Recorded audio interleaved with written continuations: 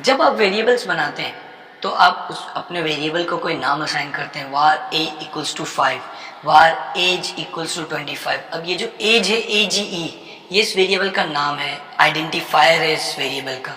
आप कोई भी नाम रख सकते हैं अपने वेरिएबल का, लेकिन कुछ रूल्स को फॉलो करते हुए। सबसे पहले आप अपने वेरिएबल के नाम में स्पेस नहीं रख सकते। फॉर एग्जांपल, अगर आपका वेरिएबल है फर्स्ट नेम, आप लिखना चाह रहे हैं var first name equals to John, तो अब जो फर्स्ट नेम है, फर्स्ट और नेम के बीच में स्पेस नहीं आएगा। फर्स्ट और नेम दोनों साथ मिले हुए होने चाहिए, दोनों के बीच में स्पेस नहीं होना चाहिए। दूसरा, आपका जो वेरिएबल का नाम है वो या तो किसी लेटर से, स्मॉल हो या कैपिटल हो, लेटर से, अंडरस्कोर से या डॉलर से स्टार्ट होगा, इसके अलावा किसी से स्टार्ट नहीं हो सकता। फिर अगला कैरेक्टर, सेकंड कैरेक्टर आपका नंबर भी हो सकता है। आपके वेरिएबल के नाम में नंबर आ सकता है, लेकिन पहला कैरेक्टर नंबर नहीं होगा। सेकंड कैरेक्टर नंबर भी हो सकता है, अंडरस्कोर भी हो सकता है, डॉलर भी हो सकता है, और कोई भी लेटर हो सकता है। लेकिन आपके वेरिएबल के नाम में कोई special character, hash, question mark, less than, greater than, और कोई भी और डिफरेंट जितने भी साइंस हैं, प्लस का साइन, माइनस साइन, ये सारे कोई भी साइंस आपके वेरिएबल के नाम में अलाउड नहीं है। ये इलीगल टाइप्स हैं।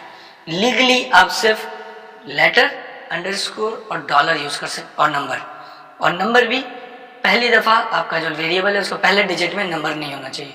उसके अलावा आप अंडरस्कोर लगाएं और उसके बाद लेटर लगा दें तो भी चलेगा। तो ये आपको वेरिएबल्स बनाने के रूल्स फॉलो करने पड़ेंगे। जब भी आप वेरिएबल्स बनाएं तो उसमें वेरिएबल का नाम कुछ भी रखें, लेकिन इन रूल्स को फॉलो करते हुए।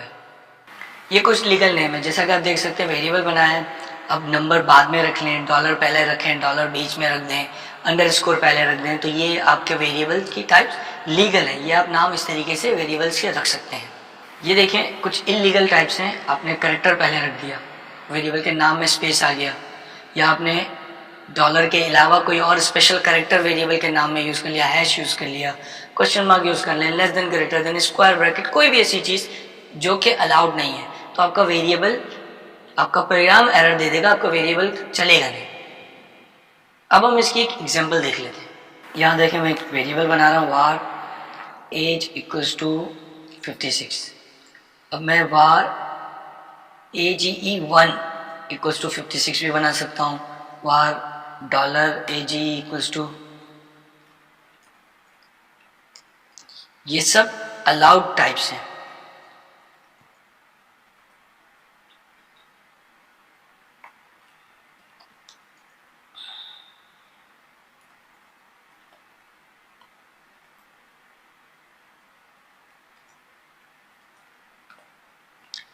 ये वेरिएबल्स अलाउड हैं, इस तरह से वेरिएबल बनाना और इनमें वैल्यूज स्टोर करना। अगर इनको मैं चला के देखूं एक आध को,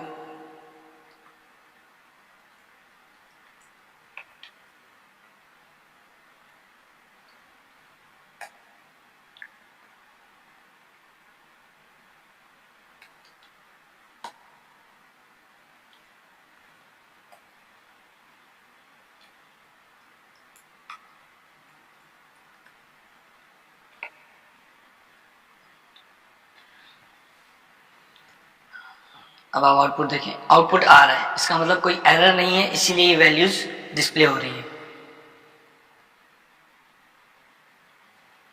अगर इसी प्रोग्राम में मैं यहाँ पर 1 को पहले ले आता हूँ, ये देखें, क्योंकि विजुअल स्टूडियो कोड IDE है, ये पहले से ही एरर दे देता है। लेकिन अगर उसके बावजूद भी अगर आपने कोड ब्राउजर में चलाने की कोशिश की तो ये आपको एरर दे देगा, सिंटैक्स एरर, इनवैलिड और अनएक्सपेक्टेड टोकन, लाइन नंबर 3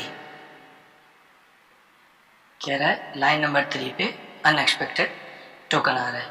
तो इस तरीके से आप वेरिएबल के नाम में वैल्यूज नहीं रख सकते। For example, first name under space रख दिया, फिर एरर आ रहा है, या फिर आपने इसमें हैश असाइन कर रहे हैं, हाइफन रख रहे हैं, राउंड ब्रैकेट, कोई ऐसा कैरेक्टर अलाउड नहीं है, तो वो एरर दे देगा। जब आप उसको ब्राउजर में चलाएंगे सिंटैक्स एरर आ जाएगा, जैसे कि यहाँ पर आया था।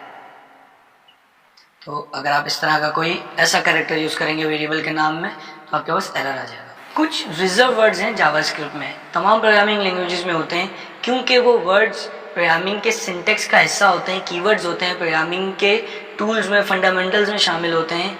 अगर उन कीवर्ड्स को आप वेरिएबल के नाम में रखना चाहेंगे तो भी आपके पास एरर आ जाएगा। फॉर एग्जांपल आपने var, अब var एक कीवर्ड है जो कि आप वेरिएबल बनाने के लिए यूज़ करते हैं। अगर आप वेरिएबल के नाम में var लिख देंगे तो एरर आ जाएगा, नहीं चलेगा। इसी तरीके से कीवर्ड है फॉर, रिटर्न, स्विच, बहुत सारे कीवर्ड्स हमने देखे नहीं है। जैसे जैसे प्रोग्रामिंग हम आगे पढ़ते जाएंगे जावास्क्रिप्ट, हम ऊपर कीवर्ड्स देखेंगे, switch, return, while, do while, इसके अलावा फंक्शन। ये वो कीवर्ड्स हैं जो कि आप अपने वेरिएबल के नाम में, अपने फंक्शंस के नाम में इन कीवर्ड्स को यूज़ नहीं कर सकते as an individual. For example अगर आपने लिखा var इक्वल्स टू 45 तो ये अलाउड नहीं है। लेकिन अगर आपने लिखा var स्पेस var1, अब ये कीवर्ड नहीं रहा, ये चेंज हो गया है। इसी तरीके से for ये कीवर्ड है, आपने लिखा var for इक्वल्स टू 45 तो var एक कीवर्ड है, एरर दे देगा। लेकिन for1, for hello, इस तरह से अगर आप कीवर्ड को यूज करेंगे, यानी कि आपका कीवर्ड किसी पूरे एक सेंटेंस, एक बड़े वर्ड के दरमियान होगा तो प्रॉब्लम नहीं है। लेकिन उस कीवर्ड को इंडिविजुअली एज अ वेरिएबल या फंक्शन का नाम या क्लास के नाम के तौर पे यूज करेंगे तो एरर आ जाएगा। तो ये रिजर्व कीवर्ड्स हैं और सारे आपको याद करने की जरूरत नहीं है। आहिस्ता आहिस्ता जैसे जैसे आप लैंग्वेज पे कंट्रोल हासिल करते चले जाएंगे, ये कीवर्ड्स आपको याद होते चले जाएंगे। इसको हम एक एग्जांपल चलाकर देख लेते हैं इसकी कि कौन कौन से कीवर्ड्स, कुछ कीवर्ड्स जिनमें हम वेरिएबल बनाएंगे तो एरर आ जाएगा। यहाँ पर मैंने एक वेरिएबल बनाया var एज इक्वल्स टू 45, कोई प्रॉब्लम नहीं है। var for इक्वल्स टू, अब ये मुझे एरर दे रहा है। अब मैं लिखता हूँ var इक्वल्स टू 45 तो भी एरर है। var while इक्वल्स टू, इस तरह के जितने भी कीवर्ड्स और भी बहुत सारे हैं, अगर आप उनको वेरिएबल के नाम के तौर पे यूज करेंगे तो एरर आएगा। लेकिन फॉर एग्जांपल मैं यहाँ पर आके अंडरस्कोर, अब ये कीवर्ड नहीं रहा, इसमें एक एडिशनल चीज़ मौजूद है।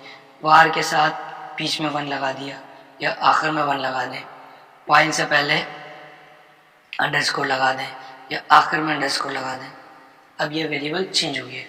तो आप वो कीवर्ड्स जो कि लैंग्वेज के रिजर्व वर्ड्स हैं उनको आप वेरिएबल के नाम के तौर पे, फंक्शन के नाम के तौर पे, क्लास के नाम के तौर पे आप यूज़ नहीं कर सकते।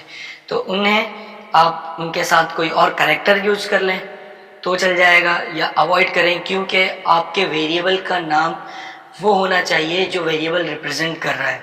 फॉर एग्जांपल आपके वेरिएबल में एज स्टोर कर रहे हैं तो आपने इसके वेरिएबल का नाम AGE रखा है। अगर आप वेरिएबल में नेम स्टोर कर रहे हैं तो वेरिएबल का नाम नेम होना चाहिए। इसलिए वेरिएबल के नेमिंग कन्वेंशन को फॉलो करें, जो रिस्ट्रिक्शंस हैं, रूल्स, वो और कीवर्ड्स ये आप वेरिएबल के नाम में ख्याल करते हुए वेरिएबल के नाम रखें।